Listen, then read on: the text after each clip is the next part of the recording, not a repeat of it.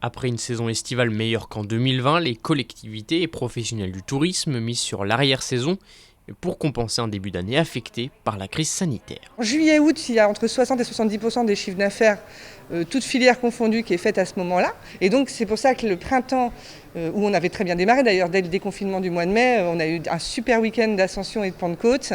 Là, l'idée, c'est qu'en septembre-octobre, avec en plus le beau temps qui est là, nous amène aussi cette clientèle en plus dont on a besoin, et notamment la clientèle groupe. 6 Français sur 10 sont en effet bel et bien partis en vacances cet été selon une enquête de la Fédération ADN Tourisme. Des séjours souvent réservés à la dernière minute en fonction de la météo. Et en ce début septembre, sur le remblai de Saint-Gilles-Croix-de-Vie, les conditions estivales du moment sont appréciées par les gérants de bars et restaurants malgré l'incertitude toujours présente autour de la crise sanitaire. Ils espèrent que la situation actuelle pourra durer jusqu'aux vacances de la Toussaint. On a fait un bon chiffre d'affaires sur juillet-août, on est content. La tendance a l'air d'être toujours d'actualité.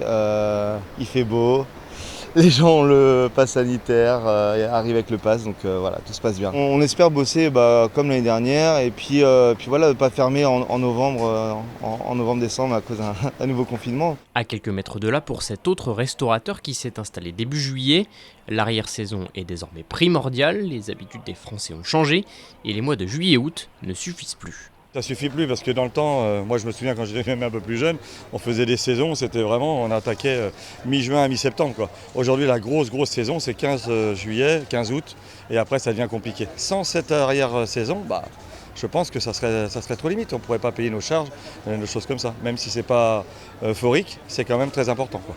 Et 2 Français sur 5 ont justement l'intention de partir en vacances ou en week-end pendant les mois de septembre et d'octobre.